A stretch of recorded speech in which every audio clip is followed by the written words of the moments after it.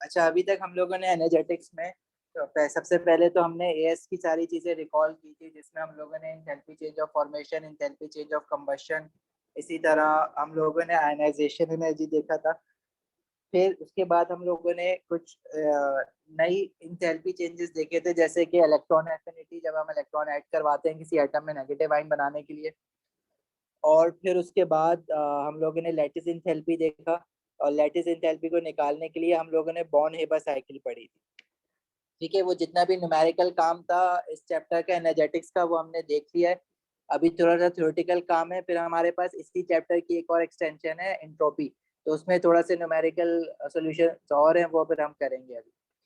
तो factors affecting lattice enthalpy हमें पता है क्या है। It is the energy released when one mole of an ionic compound is formed from its gaseous ions। ठीक है, लैटिस इंथैल्पी होता है। तो लैटिस एनर्जी जो है वो किस आयनिक कंपाउंड की ज्यादा होगी, किसकी कम होगी। बेसिकली लैटिस एनर्जी हमें समझ तो आ गया था, लैटिस एनर्जी भी कह रहे थे इसको हम, लैटिस इंथैल्पी भी हमने नाम दिया था। और हम लोग सिर्फ फॉर्मेशन, लैटिस इंथैल्पी और फॉर्मेशन की बात करेंगे। ठीक है, डिसोसिएशन वाली से हमने कहा था हमारे सिलेबस में नहीं है। जैसे for example 1 mole of an ionic compound, जैसे कि 1 मोल ऑफ सोडियम क्लोराइड अगर मुझे बनाना है, तो उसके गैशियस आइन से सोडियम आइन और क्लोराइड आइन, तो ये जो इसका इंथैल्पी चेंज है that is known as standard lattice enthalpy of formation. इसी तरह लेट से अगर मुझे 1 मोल ऑफ मैग्नीशियम ऑक्साइड बनाना है, तो मैग्नीशियम का गैशियस आइन प्लस ऑक्साइड का गैशियस आइन। ठीक है, तो this is lattice enthalpy. Similarly जैसे मुझे सोडियम ऑक्साइड बनाना है, तो 2 मोल ऑफ सोडियम गैशियस आइन and 1 mole of oxide gaseous आइन। अच्छा, अब हमें पता है जैसे आयनिक बॉन्डिंग में मैग्नीशियम ऑक्साइड का जो आयनिक लैटिस है, उसकी जो आयनिक बॉन्डिंग है वो ज्यादा स्ट्रॉन्गर है as compare to sodium chloride. ठीक है, एएस में भी हमने देखा होता है, ओ लेवल में भी देखा होता है, क्योंकि charges that are involve in sodium chloride are +1 -1, where charges involved in magnesium oxide are +2 -2। तो in magnesium oxide there is a greater electrostatic force of attraction या stronger electrostatic forces of attraction due to higher charges। ठीक है, तो it is obviously charge of ions are one of the factors जिसकी वजह से lattice enthalpy affect होगी। जितने ज्यादा हायर चार्ज होगा उतना ज्यादा स्ट्रांगली वो एक दूसरे के साथ अट्रैक्ट हुए होंगे, और उतना strong electrostatic force of attraction उनके बीच में होगा, मतलब उनके बीच में उतना ज्यादा स्ट्रॉन्ग आयनिक बॉन्ड बनेगा, और उनका लैटिस जो होगा वो स्ट्रॉन्गर होगा, तो लैटिस इंथैल्पी स्ट्रॉन्गर होगी, जिसकी वजह से उनके मेल्टिंग पॉइंट भी ज्यादा होंगे। दूसरा जो फैक्टर है ना that can affect the lattice enthalpy is the size of ion. Size of आइन, जब देखो जब किसी भी आइन का साइज बढ़ता है ना, जैसे अगर फॉर एग्जांपल मैं कहूँ कि मेरे पास सोडियम आइन है और पोटेशियम आइन है, तो सोडियम आइन का जो साइज होगा वो छोटा होगा, पोटेशियम आइन का साइज बड़ा होगा, because sodium ion has 12 number of principal quantum shells ना। सोडियम एटम के बाद 3 शेल्स होते हैं, लेकिन जब सोडियम आइन बनेगा 2 शेल्स रह जाएंगे। लेकिन जो पोटेशियम आइन बना है उसके पास पहले 4 शेल्स होते हैं, पोटेशियम एटम के बाद पोटेशियम आइन के पास 3 शेल्स होंगे, तो ऑब्वियसली रेडियस ऑफ पोटेशियम आइन इज ग्रेटर देन सोडियम आइन। अच्छा, चार्ज की मैग्नीट्यूड जो है वो सेम है दोनों पे, +1 +1, लेकिन सोडियम का जो +1 है ना वो स्मॉल वॉल्यूम पे स्प्रेड आउट हुआ है। पोटेशियम का जो +1 चार्ज है it is spread out over the larger volume of potassium atom, जिसकी वजह से जो पोटेशियम आइन है उसकी हम कहते हैं कि it has a lower electron charge density. अभी यहाँ पे इलेक्ट्रॉन की बात तो नहीं हो रही है, पॉजिटिव चार्ज है, तो चार्ज डेंसिटी की बात करते हैं सिर्फ। तो इसकी जो चार्ज डेंसिटी है ना वो कम होगी। चार्ज डेंसिटी से देखो क्या मतलब है, ये जो वर्ड चार्ज डेंसिटी है, डेंसिटी आपको पता है ना फिजिक्स में जो मास ओवर वॉल्यूम पढ़ते हो, चार्ज डेंसिटी क्या होगा, चार्ज ओवर वॉल्यूम। ठीक है, दोनों पे जो चार्ज है सोडियम आइन पे भी +1 है, पोटेशियम आइन पे भी +1 है, लेकिन दोनों का जो वॉल्यूम है ये स्फेरिकल लेते हैं ना हम आइंस को भी और एटम्स को भी, 4/3 πr3।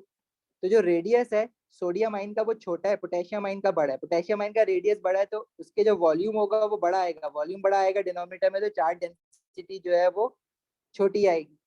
जितनी ज्यादा चार्ज डेंसिटी कम होगी तो उतने ज्यादा अट्रैक्शन आइन की कम होगी। मतलब पोटेशियम अगर मैं सोडियम क्लोराइड बनाऊं और पोटेशियम क्लोराइड बनाऊं, तो सोडियम क्लोराइड में जो इलेक्ट्रोस्टैटिक फोर्स ऑफ अट्रैक्शन है वो ज्यादा स्ट्रॉन्गर होगी, क्योंकि चार्जेस तो सेम है दोनों में, मैग्नीट्यूड ऑफ चार्जेस तो सेम है, लेकिन सोडियम आयन की चार्ज डेंसिटी ज्यादा है क्योंकि उसका साइज छोटा है। Same charge is spread over the smaller volume, so charge is more concentrated in sodium chloride. However, in potassium chloride, chloride तो दोनों में सेम है, सोडियम और पोटेशियम की वजह से ही फर्क पड़ेगा। पोटेशियम क्लोराइड में potassium ion has the largest volume, so the charge is spread over the larger volume, so charge density is smaller, जिसकी वजह से पोटेशियम आयन क्लोराइड आयन को उतना ज्यादा स्ट्रांगली अट्रैक्ट नहीं कर पा रहा है जितना कि सोडियम आयन अट्रैक्ट कर पा रहा है क्लोराइड आयन को। ठीक है, तो आयनिक बॉन्डिंग स्ट्रॉन्गर किस में होगी? सोडियम क्लोराइड में। जब आयनिक बॉन्डिंग स्ट्रॉन्गर का मतलब ये है कि जो इसकी लैटिस एंथैल्पी है वो ज्यादा होगी, मतलब मोर नेगेटिव होगी या मोर एक्सोथर्मिक होगी, कि लैटिस एंथैल्पी सिर्फ नेगेटिव ही होती है, क्योंकि हम लैटिस फॉर्मेशन एंथैल्पी की बात कर रहे हैं जिसमें सिर्फ और सिर्फ बॉन्ड्स फॉर्म हो रहे हैं, ब्रेक ब्रेक कुछ नहीं होने, फॉर्म होने। तो lattice enthalpies are always exothermic, क्योंकि we are will always be discussing only lattice formation enthalpy.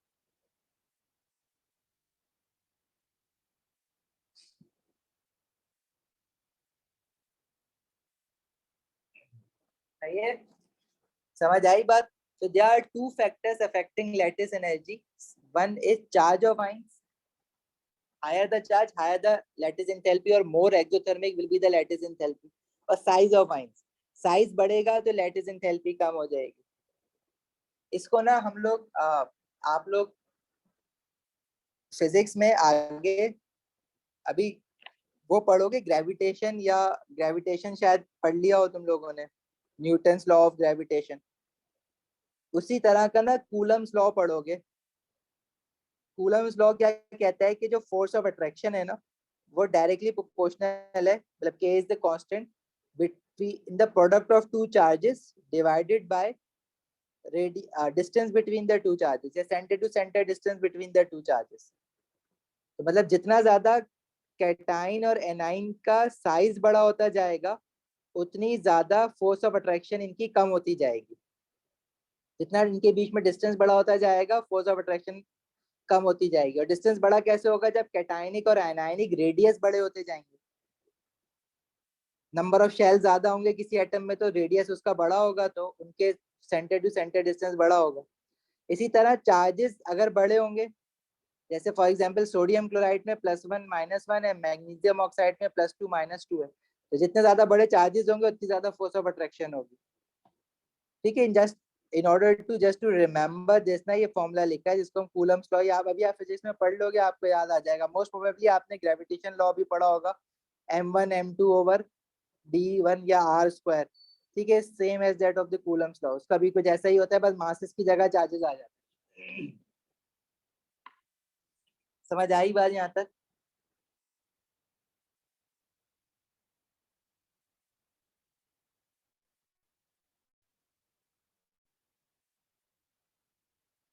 ठीक है, थोड़ी सी नोट टेकिंग कर लो।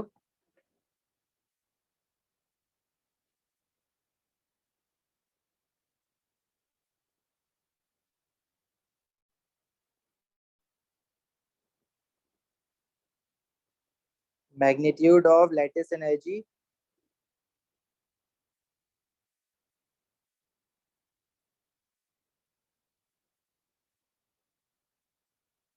depends on the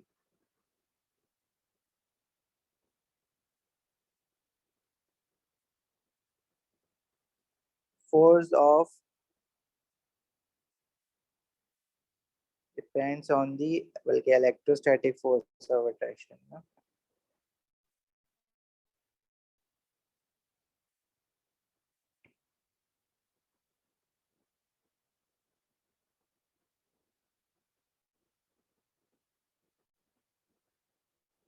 force of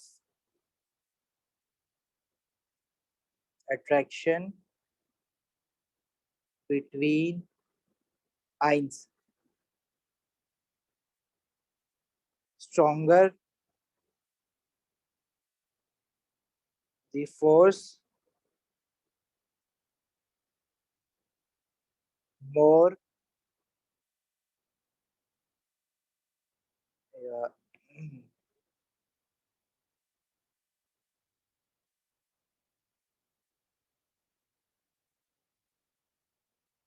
stronger the attraction and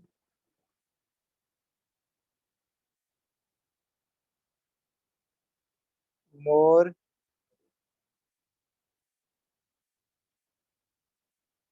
negative या more exothermic is lattice enthalpy. ठीक है, clear है यहाँ तक बात मोइस, उमर?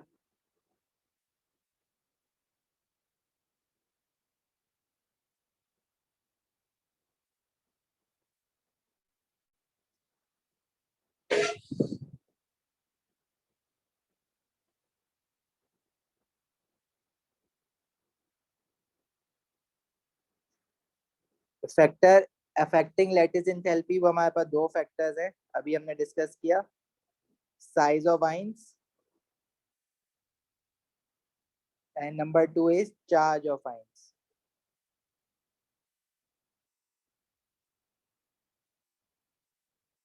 राइट,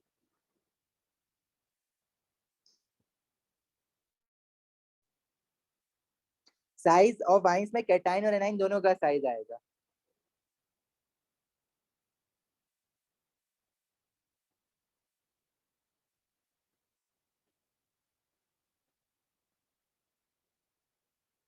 ठीक है, इस पे थ्योरेटिकल क्वेश्चंस आते हैं स्ट्रेट फॉरवर्ड. जब कैटाइंस एंड एनाइंस अगर दोनों की बात करें,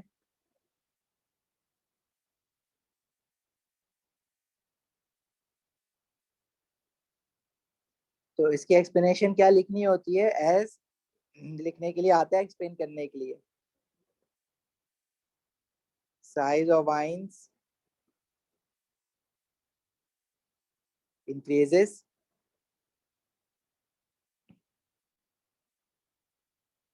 lattice enthalpy decreases or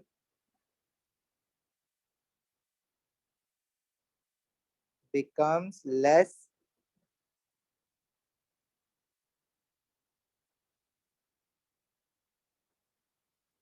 exothermic.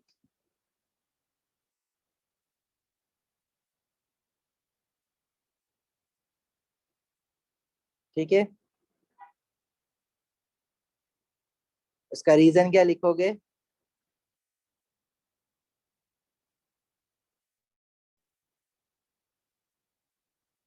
Because ions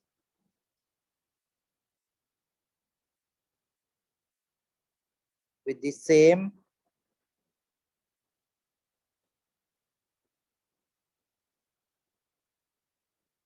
ionic charge have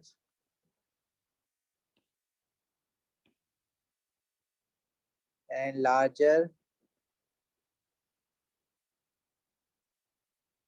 radius have a lower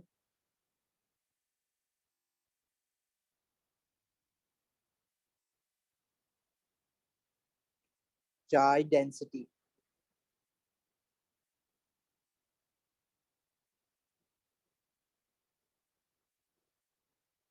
ठीक है, इसको फर्दर अगर एक्सप्लेन करना चाहो, चार्ज डेंसिटी क्या होती है अपनी नॉलेज के लिए, because same charge is spread over the larger volume and charge density formula, mathematical formula थोड़ा इजी हो जाता है याद करने के लिए, मतलब पूछता नहीं है ये, और मैं लिखवा देता हूँ, चार्ज ओवर वॉल्यूम ऑफ आइन. ठीक है, यू नो वॉल्यूम रेडियस बढ़ेगा तो वॉल्यूम ऑफ आइन भी बढ़ेगा. And also the bond length of ionic bond increases, na longer the bond, weaker the bond. This is also one of the factors.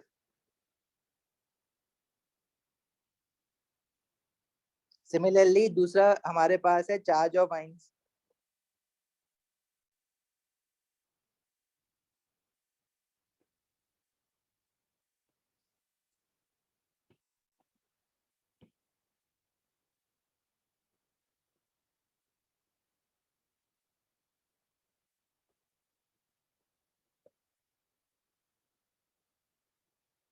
ठीक है, अगर चार्ज ऑफ आयन इंक्रीज होगा तो lattice enthalpy will become more exothermic. ठीक है, charge increase होगा तो charge density increase होगी. Again using the same formula, charge numerator में वो इंक्रीज करोगे तो electrostatic force of attraction increase होगी.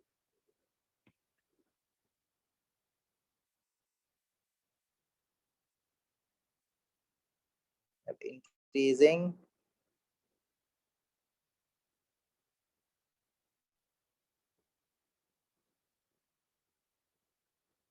charge of ions increases lattice enthalpy. मतलब in other words we can say becomes more negative or becomes more exothermic.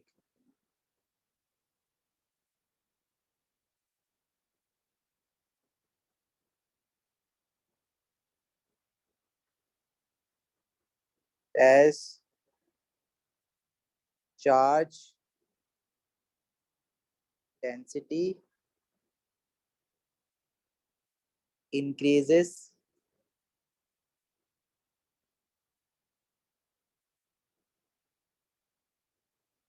which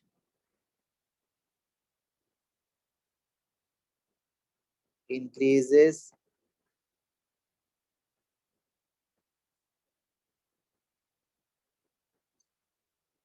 electrostatic forces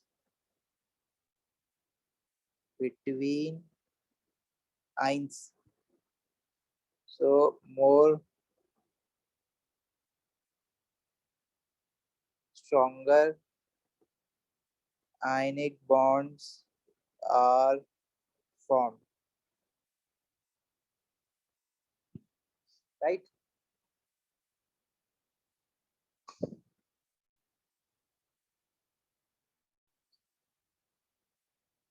मतलब अगर मैं इस सारी चीजों को समराइज करूं,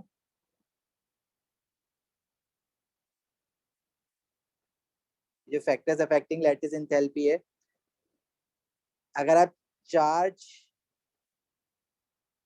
इंक्रीज करते हो तो electrostatic forces of attraction increase हो जाएंगी बिटवीन अपोजिटली चार्ज्ड आयंस, और जो लैटिस एंथैल्पी है वो भी इंक्रीज हो जाएगा. लैटिस एंथैल्पी इंक्रीज होने का मतलब it will become more exothermic या मोर नेगेटिव.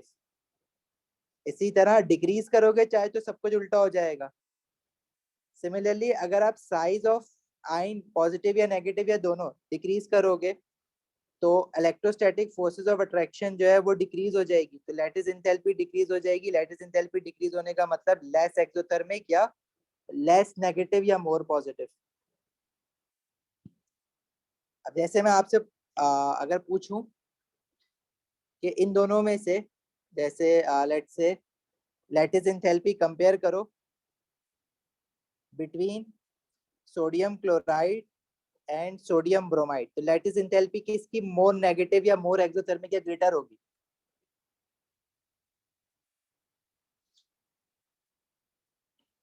जी,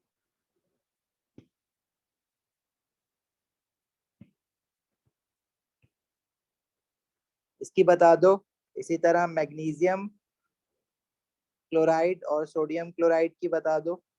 इसी तरह मैग्नीशियम क्लोराइड और कैल्शियम क्लोराइड की बता दो. जल्दी से बता दो ताकि आगे बढ़े इसको.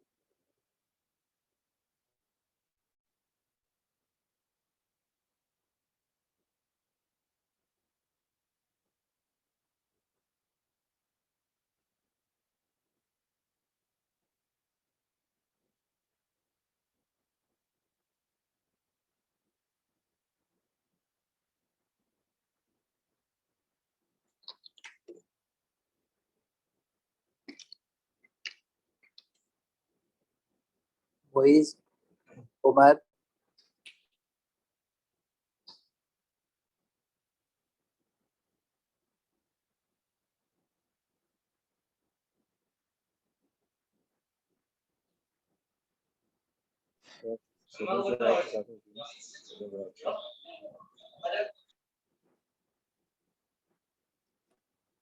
देखो सोडियम क्लोराइड की लैटिस एंथैल्पी ज्यादा होगी more exothermic as compare to sodium bromide, और इसका रीजन क्या है? क्लोराइड आइन का साइज जो है वो छोटा है, ब्रोमाइड आइन का बड़ा है। क्लोराइड आइन, क्लोरीन पीरियड 3 का है, ब्रोमीन पीरियड 4 का है, ठीक है। क्लोराइड आइन में 3 शेल्स होंगे, ब्रोमाइड आइन में 4 शेल्स होंगे। इसी तरह मैग्नीशियम क्लोराइड और सोडियम क्लोराइड में मैग्नीशियम और सोडियम का आयनिक रेडिया है तो ऑलमोस्ट सेम है। मैग्नीशियम का इनफैक्ट थोड़ा छोटा है अक्रॉस द पीरियड है ना, लेकिन मैग्नीशियम का चार्ज बड़ा है। इसी तरह मैग्नीशियम क्लोराइड कैल्शियम क्लोराइड में मैग्नीशियम और कैल्शियम के साइज में फर्क है। कैल्शियम पीरियड 4 का है, मैग्नीशियम जो है पीरियड 2 का है, सॉरी पीरियड 3 का है।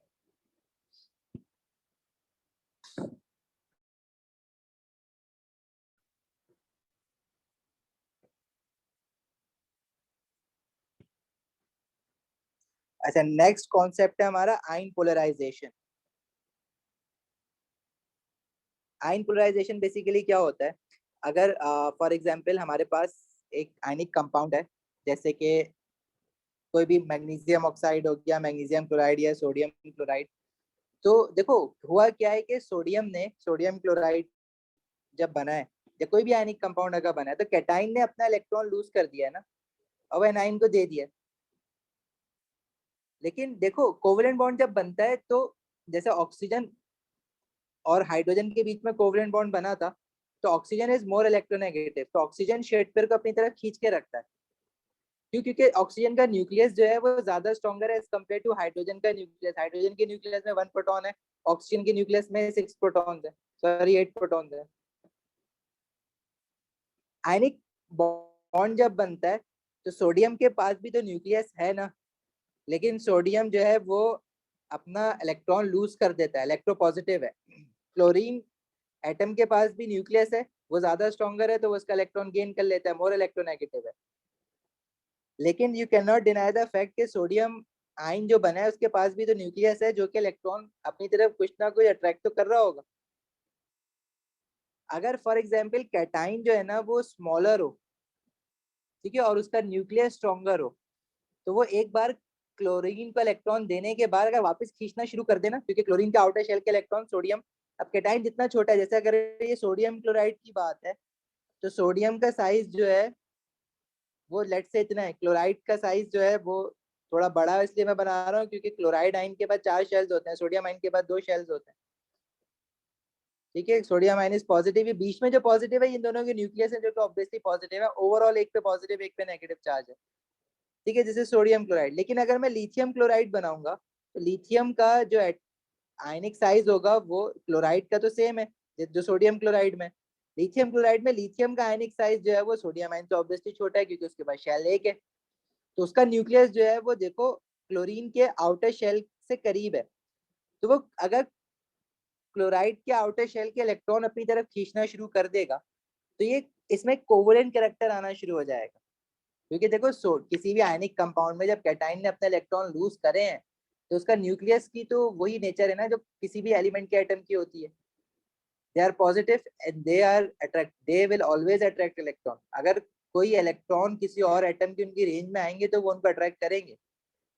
दे कैन नॉट हेल्प देमसेल्फ कि हम इलेक्ट्रॉन हमने दे दिया तो हम वापस ना खींचे, वो खींचेंगे, वो अपना भी और उसके जो आउटर शेल के इलेक्ट्रॉन है वो भी खींचेंगे। तो बेसिकली जो क्लोरीन या क्लोराइड आयन के जो आउटर शेल के इलेक्ट्रॉन्स हैं उनकी अपनी एक इलेक्ट्रॉन चार्ज डेंसिटी है, अपना एक रीजन है। जब वो उसको खींचेगा लिथियम आयन तो वो इलेक्ट्रॉन चार्ज डेंसिटी, हम कहते हैं इलेक्ट्रॉन चार्ज क्लाउड जो है ना वो डिस्टॉर्ट हो जाएगा। तब ये पॉजिटिव है और नेगेटिव को यूं होना चाहिए था, लेकिन नेगेटिव आयन जो है ना वो डिस्टॉर्ट होके क्या होगा, इस तरह से फैल जाएगी उसकी इलेक्ट्रॉन चार्ज डेंसिटी। इस प्रोसेस को हम कहते हैं आयन पोलराइजेशन। मतलब एक कैटाइन जब एनाइन के इलेक्ट्रॉन अपनी तरफ अट्रैक्ट कर रहा है, जरूरी नहीं कैटाइन एनाइन के अट्रैक्ट करे, एनाइन भी कैटाइन के अट्रैक्ट कर सकते हैं अगर एनाइन ज्यादा स्मॉलर है और उसका न्यूक्लियस स्ट्रॉन्गर है। तो basically distortion of electron cloud on A9, हम लोग ज्यादातर एनाइन को देख रहे होते हैं, एनाइन की डिस्टॉर्शन हो रही होती है by neighbouring cation. This distortion by cation is known as ion polarisation.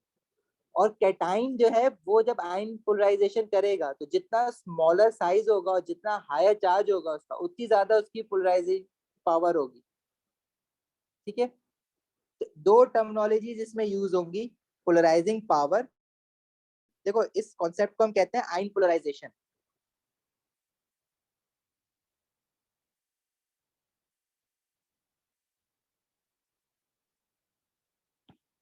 This concept is known as ion polarization, जिसमें कैटाइन एनाइन की इलेक्ट्रॉन चार्ज डेंसिटी को डिस्टॉर्ट कर रहा है, उसके इलेक्ट्रॉन्स अपनी तरफ खींच रहा है। और आयनिक कंपाउंड के अंदर जब कोई एक एटम दूसरे एटम के इलेक्ट्रॉन अपनी तरफ खींचता है तो वो तो शेयरिंग की तरफ जा रही है ना मामला, तो आयनिक कंपाउंड के अंदर कोवेलेंट कैरेक्टर आना शुरू हो जाता है।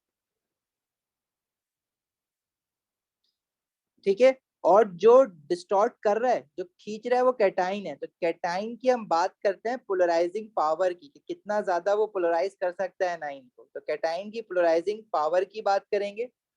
और एनाइन पे पोलराइजेशन हुई है, ठीक है, तो उसकी हम पोलराइजेशन की बात करेंगे। तो इन दो वर्ड्स में कंफ्यूज नहीं होना। कैटाइन की पोलराइजेशन पावर की बात की जाएगी और एनाइन की पोलराइजेशन की बात की जाएगी। कैटाइन की पोलराइजेशन पावर और एनाइन पे पोलराइजेशन हो रही है, तो एनाइन की पोलराइजेशन कितनी हो रही है वो देखेंगे, कैटाइन कितनी पोलराइजेशन कर सकता है वो देखेंगे।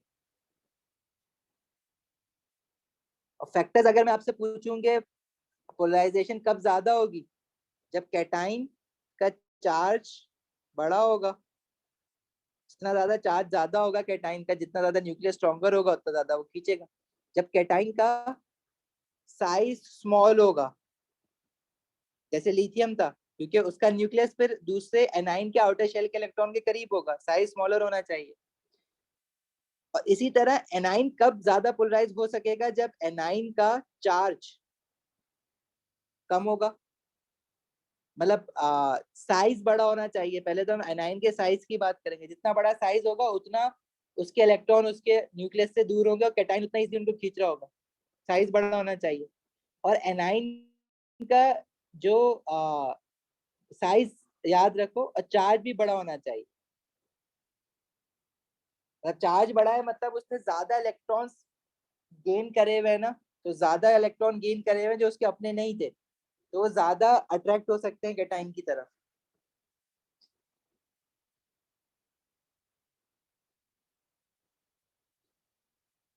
सही है, समझ आई बात? लिखवाऊं उसको? डेफिनेशन तो खैर पूछता है वो, तो मैं लिखवा देता हूँ आयन पोलराइजेशन की।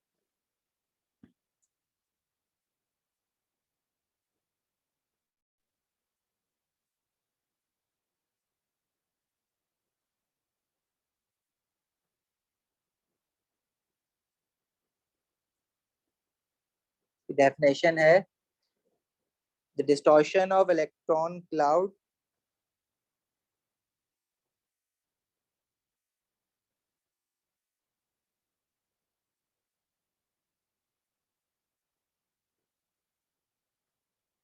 On A9 by a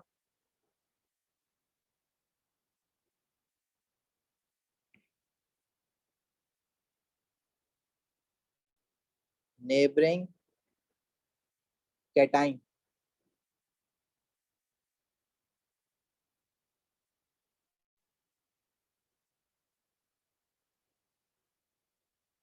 This distortion is greater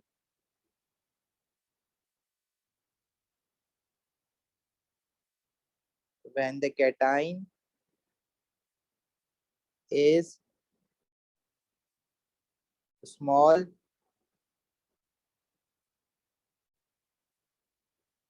and highly charged.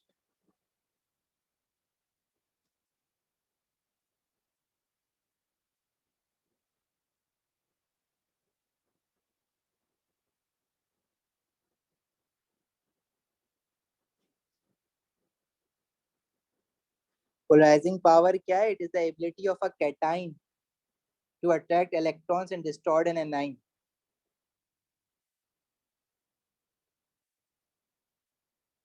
Polarising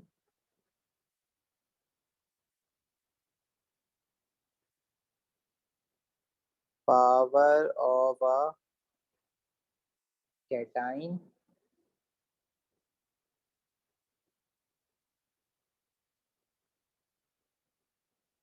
is the ability of a cation to attract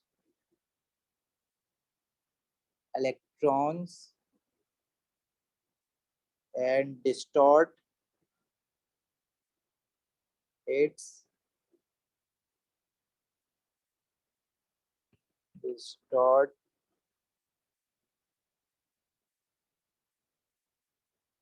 electron cloud of anion.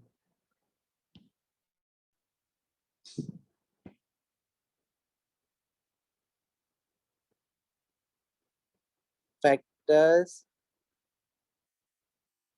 affecting ion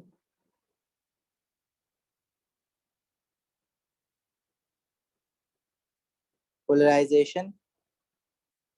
देखो दो फैक्टर्स हैं जब पोलराइजेशन कब ज्यादा होती है. ज्यादा के लिए लिख लेते हैं, ठीक है. Polarisation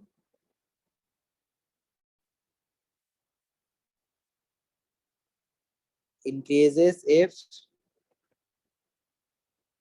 number one cation is small,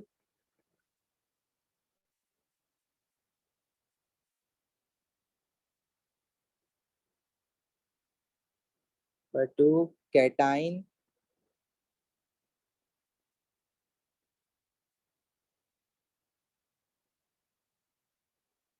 has a greater charge.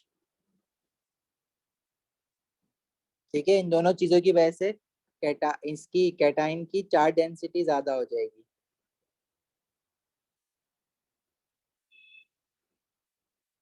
Higher charge density.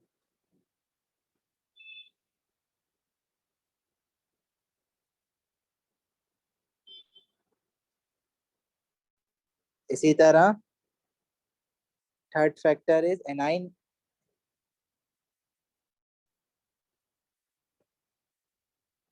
is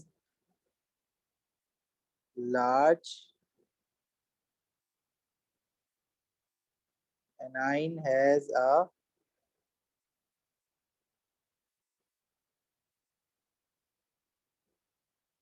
greater charge. इसकी वजह से पोलराइजेशन या पोलराइजेबिलिटी एनाइन की ज्यादा हो जाएगी. इसको हम कहते हैं higher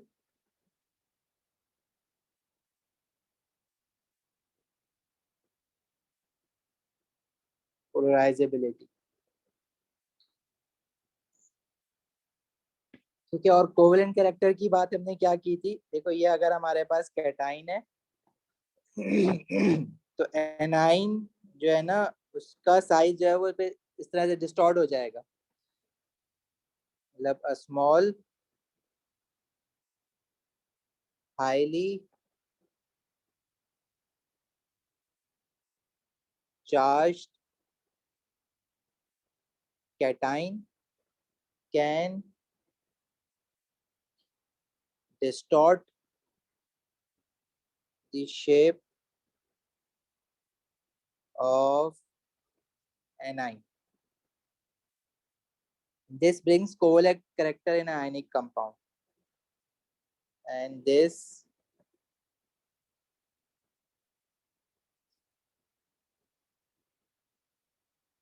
brings covalent character in an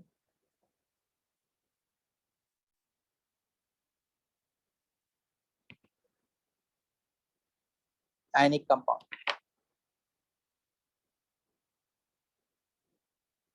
सही है भाई यहाँ तक.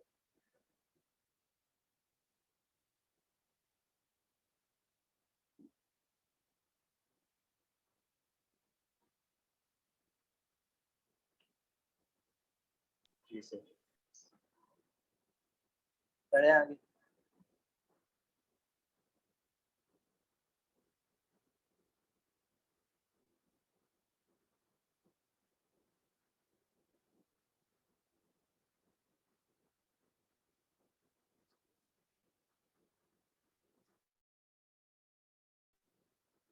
अच्छा नेक्स्ट जो है ना,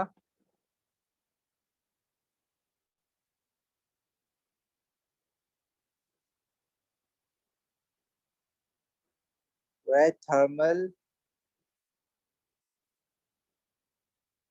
stability of group two metal carbonates and nitrates.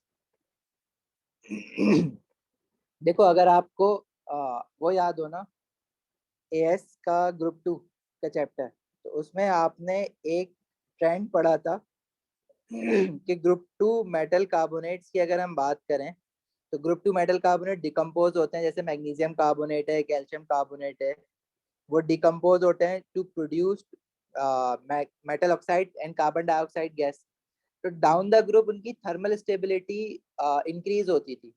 मतलब अगर हम ग्रुप टू की बात कर रहे हैं, तो मैग्नीशियम कार्बोनेट को डिकम्पोज करना आसान है, लेकिन जो आपका बेरियम कार्बोनेट है उसको डिकम्पोज करना जो है वो मुश्किल है। मतलब हाई टेम्परेचर पे वो डिकम्पोज होगा, तो हम कहते थे थर्मल स्टेबिलिटी इंक्रीज हो गई है। तो ऐसा क्यों हो रहा था? देखो मेटल कार्बोनेट डिकम्पोज, जैसे फॉर एग्जांपल मैग्नीशियम कार्बोनेट का ग्रुप टू का, तो वो मैग्नीशियम ऑक्साइड बनाएगा और कार्बन डाइऑक्साइड गैस बनाएगा। इसी तरह barium carbonate is also from group two, जो डाउन द ग्रुप है, तो बेरियम ऑक्साइड बनाएगा और वो कार्बन डाइऑक्साइड बनाएगा। तो बेरियम कार्बोनेट जो है वो डिकम्पोज होगा हायर टेम्परेचर पे, ठीक है। और मैग्नीशियम कार्बोनेट जो होगा वो डिकम्पोज होता है लोअर टेम्परेचर पे। तो उसका रीजन हम नहीं पढ़ते थे एएस में, हम कहते थे बट ट्रेंड याद कर लो। सिमिलरली नाइट्रेट्स का भी ये ट्रेंड होता था। तो वो उसका रीजन जो है ना, वो उसकी आयन पोलराइजेशन है। बेसिकली जो मैग्नीशियम कार्बोनेट है, मैग्नीशियम आयन का जो साइज है वो छोटा है, तो वो कार्बोनेट आयन को, देखो कार्बोनेट आयन ब्रेक हो रहा है ना। अगर मैं मैग्नीशियम कार्बोनेट की बात कर रहा हूँ, तो कार्बोनेट एनाइन जो है उसमें से भी तो कार्बन और ऑक्सीजन बॉन्ड ब्रेक हो रहा है। मैग्नीशियम जब ऑक्सीजन को लेके भाग रहा है उसमें से, तो कैटाइन जितना ज्यादा स्मॉलर होगा, चार्ज तो सेम है, ग्रुप टू के हैं सारे के सारे, मैग्नीशियम भी, बेरियम भी, स्ट्रोंशियम भी, लेकिन जिसका साइज छोटा होगा उसकी पोलराइजेशन पावर ज्यादा होगी। तो वो इजिली जो है वो कार्बोनेट का कार्बन ऑक्सीजन का बॉन्ड ब्रेक करके ऑक्सीजन को अपने साथ ले आएगा, कम टेम्परेचर पे हीट करोगा, मैग्नीशियम ये काम कर लेगा। लेकिन बेरियम को आपको ज्यादा हीट देनी पड़ेगी, क्योंकि बेरियम का साइज बड़ा है, उसकी पोलराइजेशन पावर कम है। तो बेरियम जो है वो कार्बन ऑक्सीजन का बॉन्ड ब्रेक कर ही नहीं पा रहा है। तो आप हीट ज्यादा दोगे तो ज्यादा हीट पे जाके barium can do the same thing जो कि मैग्नीशियम कम टेम्परेचर पे कर पा रहा है। तो इसलिए बेरियम कार्बोनेट ज्यादा टेम्परेचर पे डिकम्पोज होगी, तो इसलिए हम उसको कहते हैं थर्मली स्टेबल है। समझ आई बात? अच्छा ये क्वेश्चन जो है ना, इसमें कोई चेंज नहीं होता, स्ट्रेट फॉरवर्ड पूछता है, why thermal stability of group 2 metal carbonate increases down the group. Sometimes they have asked you for 2 marks, sometimes they have asked you for 4 marks, so you just have to write the same exact answer every time. तो they are sure marks अगर ये question आ जाता है आपके पास, और अक्सर आया हुआ है, तो answer stay same. And the reasoning is very simple, अगर नहीं भी समझ आए तो याद तो आपको रखनी है, but very simple. Down the group cationic size जो होगा वो इंक्रीज होगा, जिसकी वजह से charge density of a cation decrease होगी, तो उसकी पोलराइजेशन पावर डिक्रीज होगी, तो polarisation of carbonate anion decrease हो जाएगा। So more energy is required to decompose carbon oxygen bond in carbonate, thermal stability increase हो जाएगी। लिखवा देता हूं मैं।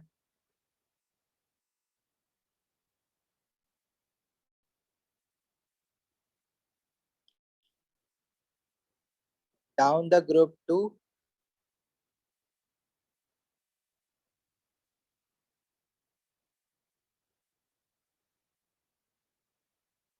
thermal stability of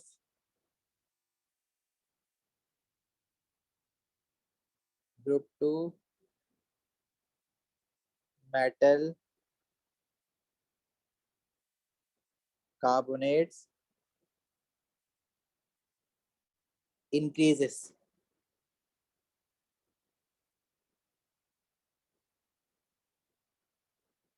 सही है।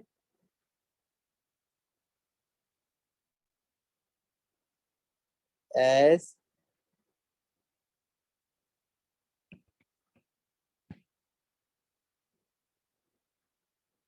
cationic size increases,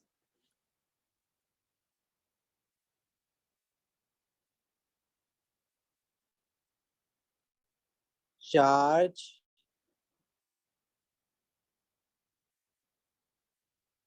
density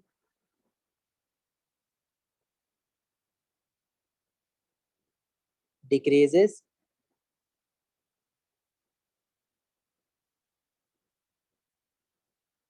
so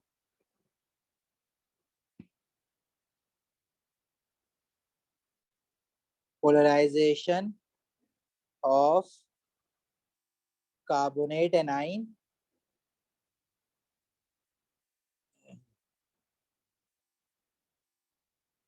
by cation decreases,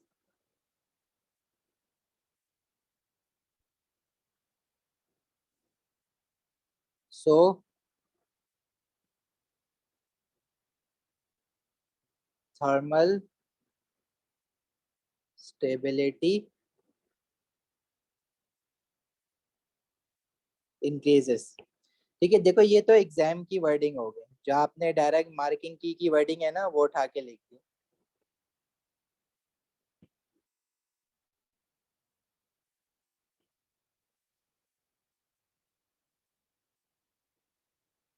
ये तो स्ट्रेट फॉरवर्ड जो मार्किंग की में आंसर लिखा हुआ है ना, जो हमेशा सेम ही आता है, रिपीटेड ही आता है, ये तो मैंने आपको लिखवा दिया।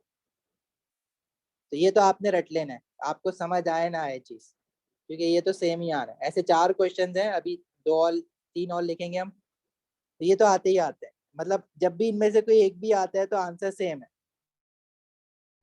तो ये श्योर बोनस मार्क्स है आपके पास, ये तो आपको याद रखना है। और अपने एक्सप्लेनेशन के लिए, अंडरस्टैंडिंग के लिए, जो मैंने आपको समझाया था उसको मैं समराइज कर देता हूँ नीचे।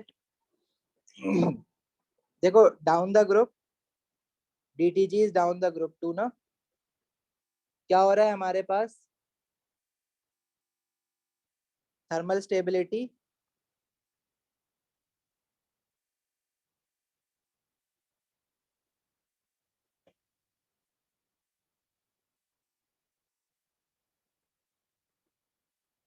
ऑफ मेटल कार्बोनेट्स इंक्रीज हो रही है।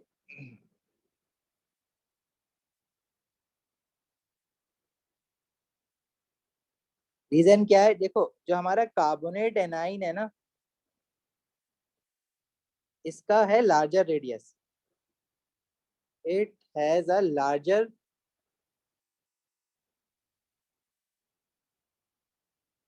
रेडियस, जिसकी वजह से जो है ना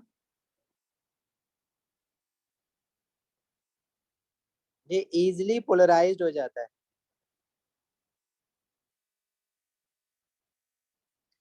बाय कैटाइन। अच्छा अब हो क्या रहा है, देखो डाउन द ग्रुप हमारे पास कैटाइन का जो साइज है वो इंक्रीज हो रहा है। कैटाइन का साइज इंक्रीज होगा, लेकिन चार्ज जो है वो ग्रुप 2 में मैग्नीशियम, बेरियम, कैल्शियम, स्ट्रोंशियम सबकी बात करो तो चार्ज तो सेम है ना, चार्ज तो इंक्रीज नहीं हो रहा, सिर्फ साइज की वजह से जो है वो पोलराइजेशन पावर अफेक्ट होगी। तो साइज इंक्रीज हो रहा है तो चार्ज डेंसिटी डिक्रीज होगी, चार्ज डेंसिटी डिक्रीज होगी, तो जो नीचे वाले एनाइन है वो कम पोलराइज कर पाएंगे एनाइन कैटाइन, मतलब नीचे वाले कैटाइन जो है वो कार्बोनेट एनाइन को कम पोलराइज कर पाएंगे, मतलब कार्बोनेट एनाइन की जो पोलराइजेशन है डाउन द ग्रुप वो डिक्रीज हो रही है, जिसकी वजह से तो मोर energy is required to decompose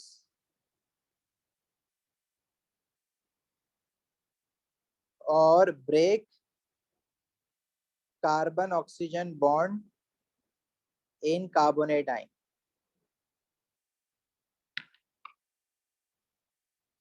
अच्छा देखो, एक्सप्लेनेशन में बहुत सारी डिटेल में चीजें हैं, लेकिन जो मैंने आपको चीज हाईलाइट की है आंसर की, वो उसमें तो सारी चीजें नहीं दिख रही हैं। तो देखो, वो मार्किंग की का आंसर है, तो हमें फाइनली तो जो एग्जामिनर चाहता है, जो एग्जामिनर खुद देता है, वही लिखना है ना। और प्रॉब्लम ये है कि हम ये सारी नीचे वाली बातें लिखें तो ऊपर वाली चीजें तो खुद ही एक्सप्लेन हो जाएंगी, लेकिन इतनी ना स्पेस नहीं गिवन होती है कि हम ना पूरा लिख सकें। अब देखो, ये तुम लोग अब A2 में आ गए हो, कोई ढकी छुपी बात तो नहीं है, तुम लोगों को पता है कि मार्किंग की क्या होती है और मार्किंग की को किस तरह से यूज करना है। जब आप लोग पास पेपर्स करने बैठोगे तो आप आंसर देखोगे, बार बार ये क्वेश्चन आया हुआ है, मार्किंग की में उसने किस तरह से अपना आंसर सेट किया हुआ है। अब जो मैंने लिखवाया हुआ है, मैं ये नहीं कह रहा वर्ड टू वर्ड आपको वो याद हो। अब कुछ आपके वर्ड्स, आपका सेंटेंस बनाने का तरीका अलग होगा, मार्किंग की से कुछ देखोगे, कुछ मेरा देखोगे, और फिर जब लिखने बैठोगे तो लाइंस को देख के अपने हिसाब से लिखोगे आंसर को। लेकिन कब, जब प्रैक्टिस करके जाओगे, याद करोगे, ऑलरेडी अपना बना के एक दो बार लिखोगे, तो आपको याद हो जाएगा। ठीक है।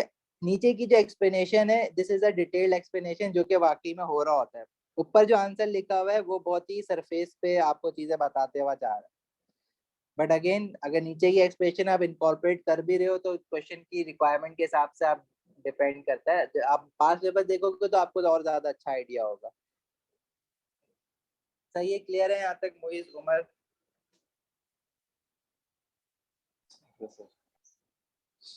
अच्छा, दूसरा हमारे पास है thermal stability of group two nitrates. तो ग्रुप टू नाइट्रेट्स का भी एग्जैक्ट सेम रीजन है कि thermal stability of group two metal nitrate जो है वो डाउन द ग्रुप हमारे पास इंक्रीज होती है, just like carbonate. Same reason है, क्योंकि down the group cationic size increase हो रहा है, चार्ज डेंसिटी डिक्रीज हो रही है, पोलराइजेशन ऑफ कार्बोनेट की जगह नाइट्रेट आइन आ जाएगा, NO3-1, दैट्स इट, बाकी everything will stay same.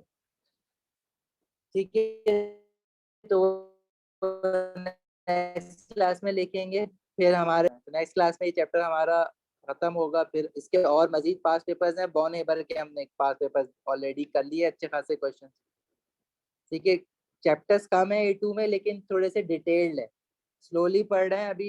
Initial chapter है, फिर आहिस्ता आहिस्ता हम पेसअप करते जाएंगे, स्पीड बढ़ती जाएगी। बट अगेन, ये फर्स्ट चैप्टर है, ये काफी डिटेल चैप्टर है, लंबा चैप्टर है, तो ये अभी समझ लो कि चैप्टर खत्म हुआ है, लेकिन इसके साथ में एंट्रोपी। अच्छा, ये जो अभी हम पढ़ रहे हैं ना, ये सिलेबस के हिसाब से जो है वो सेकंड चैप्टर स्टार्ट हो गया, लेकिन मैंने ना तीन को मिला के एक बना, दो चैप्टर्स मिलके एक बना हुआ है पूरा, तो मेक सेंस ना कि एक साथ सिंक्रोनाइज हुई हुई है चीजें।